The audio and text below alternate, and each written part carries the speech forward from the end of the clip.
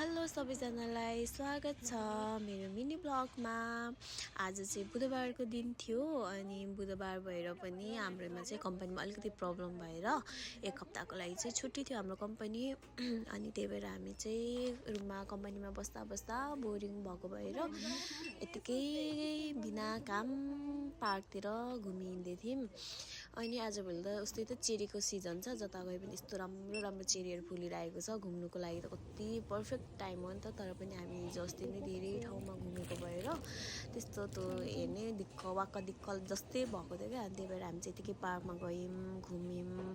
अनि त्यसपछि दाइसो आयौँ। दाइसोमा चाहिँ आफूलाई के खार्चा मिर्ची हुन्छ नि चाहिने सामानहरू लियौँ आफ्नो लागि। अनि त्यसपछि हामी मार्ट गएको थियौँ। मार्टमा चाहिँ आजभोलि चाहिँ काममै नभए पनि कम्पनीले खाना बिहान बेलुकाको दिइरहेछ। त्यही पनि खाजाहरू र आफूलाई पर्सनल केही कुरा चाहियो भनेको लागि चाहिँ भनेर हामी मार्ट गएको थियौँ।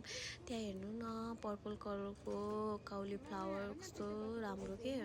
अब यसो हेर्दा त सायद त्यस्तै होला, तर पनि यस्तो कलर गरेको जस्तै देखिँदैन क्या। त्यसपछि हामीले सबै सपिङहरू भ्यायौँ। अनि त्यसपछि हामी तल आएको थियौँ।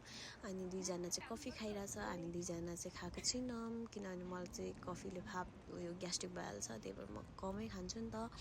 त्यसपछि हामी गाडी कुरिरहेको, त्यो पनि हाम्रो गाडी नै आएको थिएन। कति आधी घन्टा कति मिनट देखाइरहेको थिएन। बस्दा बस्दा हाम्रो सामानहरूको त्यस्तो हालत थियो, प्लास्टिक केही किनेको थिएन। त्यही भएर चारजना थियौँ, ट्याक्सीबाट जाउँ ठिकै हुन्छ, आधी आधी सबैजना मिलेर पे गर्दा भनेर हामी सल्लाह गऱ्यौँ। अनि त्यसपछि हामी ट्याक्सी चढेर घर फर्क्यौँ। Thank you for watching.